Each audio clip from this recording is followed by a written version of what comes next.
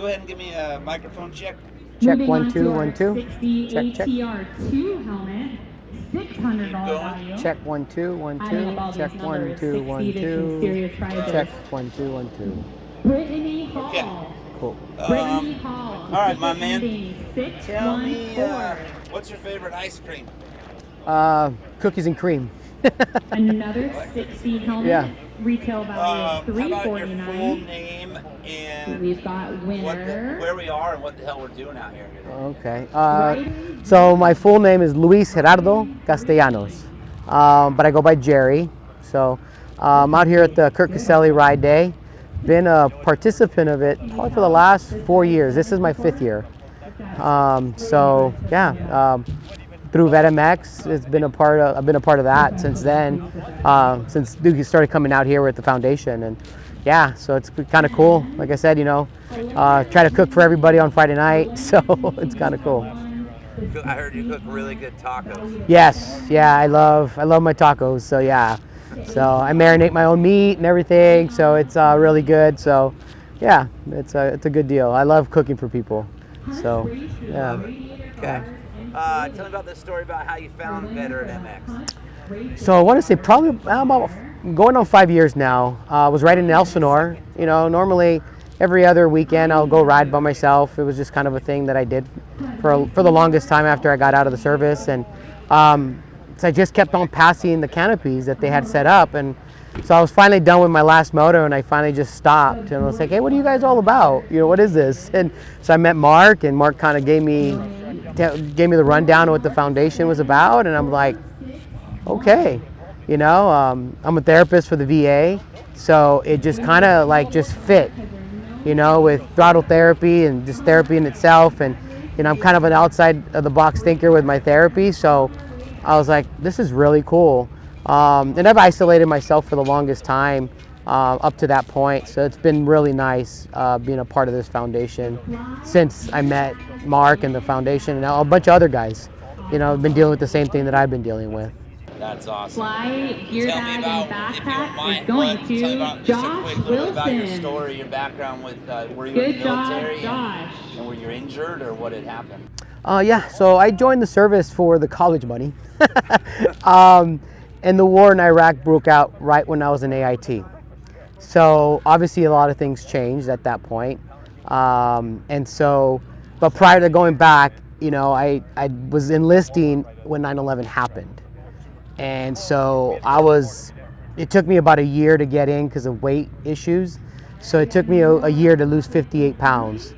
And I got in, and then 9/11 happened. And so I was like, well, I'm in, I'm going, And so, let's fast forward to where the war broke out when I was in AIT. I served in the Army.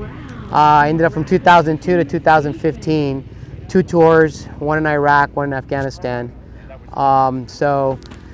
Just like a lot of us, we come home thinking that we're okay because we didn't lose any limbs. It's kind of the general idea that a lot of us warriors think, that if I lose a limb, then I'm disabled.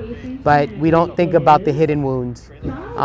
And so that's what eventually started catching up to me as the years went on, and I got out and didn't realize that I needed some help. And so PTSD was my diagnosis, and so learned how to manage that through therapy and other means, motocross, golf.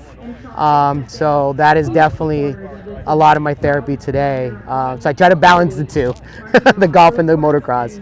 So, but at 50 years old, golf seems sometimes a little bit easier on the body. So yeah. Harder on the brain though, that stupid fucking game. Yeah, absolutely. Range Advantage jacket I am a goes huge golfer to too. Oh, okay. Yeah, so I know your pain. Yes. Mike Play golf and Dabowski. you're anywhere Mike good at it. Oh my Dabowski goodness, jacket. yes. Everyone's like, golf's so fun. I'm like, you're not good at it. Yeah, Golf you're not is good. fun, It's fun, not. dude. Absolutely. I don't play golf for fun. I play golf to kick ass and fun and be good on the body. Exactly. Right on, that's an awesome story. Well, what did dirt bikes, how did dirt bikes come into your life? Do you ride dirt bikes too? So I didn't. So quick little background story.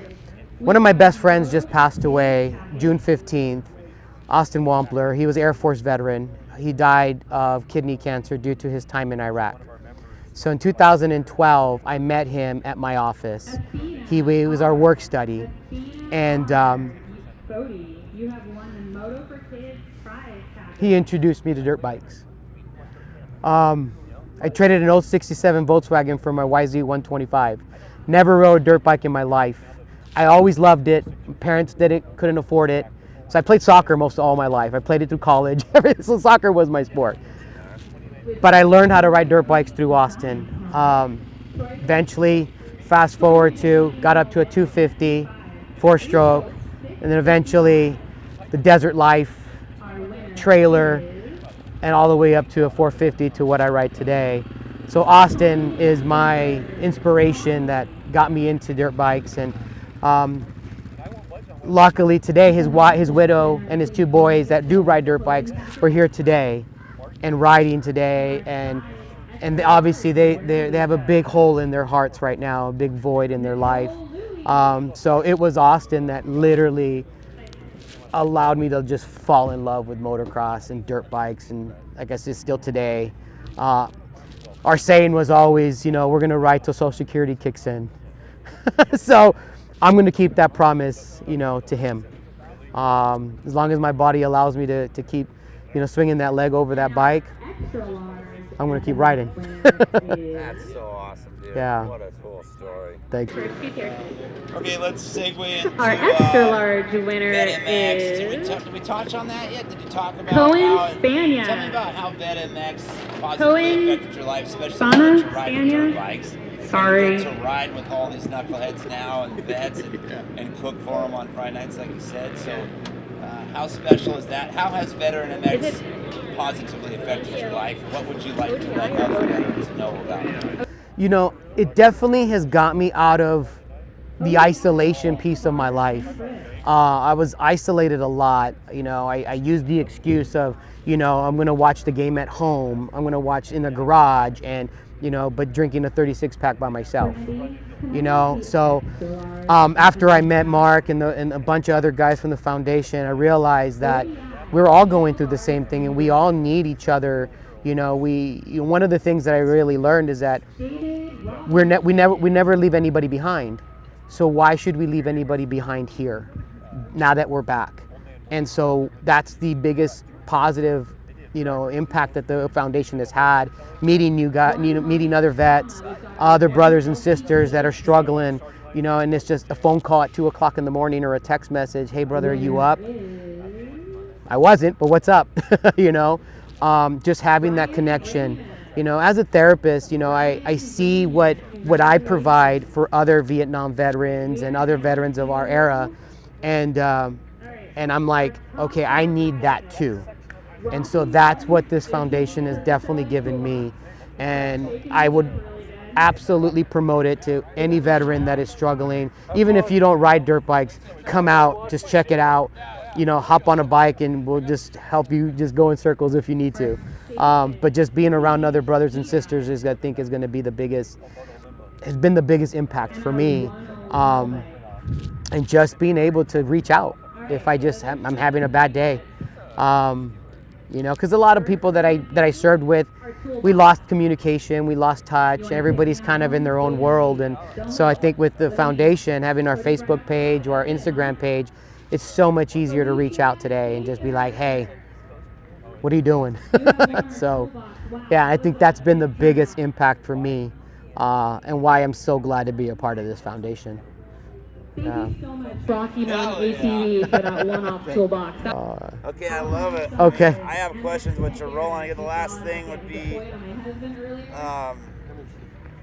Super cool prize. what? It's okay. Yeah. They have me mine too, actually. It's on the back seat floor. All right. So you call me a pussy, you think you wear yours? Pussy! Tell me, okay, 2 more. This last one will be thank yous, but this Okay. one, where would you like to see Veteran MX heading in the future in terms of something like I want this to continue to grow so that we can save as many lives as we can. To kind of, you almost just said it, but I guess the question is, where would you like to see veteran MX going in the future? Okay. Well, first of all, I think I'd love to see it continue to grow as it is growing now, and the hard work that everybody puts into the foundation, right?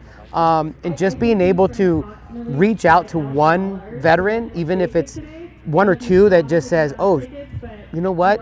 I've been feeling that same way too, and I think the more and more we spread the word, and then in today's world of technology, I think allows us to reach more people, because as we know today, everybody walks around with a computer on their hand. We don't go anywhere without our phones. I mean, it is just the world we live in, and I think that's the way to really reach out to veterans that are struggling, that are isolating more than anything. We fought a war for 20 years, so there's a lot of veterans still out there that are still alone, feel alone, but they're not alone. And I think that's the message that we need to continue to push out. And I think with the exposure that we're getting on supercross and motocross outdoors, and putting it out there and just word of mouth. How you doing, bro? And you notice anybody wearing some type of motocross gear, or a veteran thing, and you just kind of just start talking. And I think that's the thing I would love to see, just more of that within our community. But more than anything, just continue to see it grow to, having as many veterans that love motocross but are not into the whole traditional way of therapy. Because that's not for everybody. I've seen it and I've done it. I've had a softball recreational group. I have a golf recreational group that I started with veterans, and that's been allowing them to get out of their isolation. So I think motocross and our foundation will eventually do that for more veterans than we think. Yeah. Lastly, who would you like to thank? First of all, I'd like to thank my wife for dealing with all my crap. I had a Vietnam veteran of mine, say this to me years ago, and it really stuck to me. He says, my wife was never in Vietnam, but I sure dragged her through the war. And that has stuck with me. So more than anything, my wife, my family, but more than that, again, this foundation has also been a big impact in my life to be able to do this, and just come out and just, be a part of something this big. And but I'd like to thank Mark and Peter for all the work they put into this foundation. I think a lot of guys don't give them the credit they deserve. I know they see them on the face of the Facebook pages, Supercross Live, but I'm like, man, you don't know the work and the doors that they're knocking on for our exposure to be out there, and other veterans to see this, somewhere in Maine, or it's winter, and he's watching Super A1, and he's like, what is this VetMX thing, So yeah, I'd definitely like to thank even the founders of this foundation, that they had a vision, and look where it's at today. So thank them more than anything. So yeah, I appreciate that.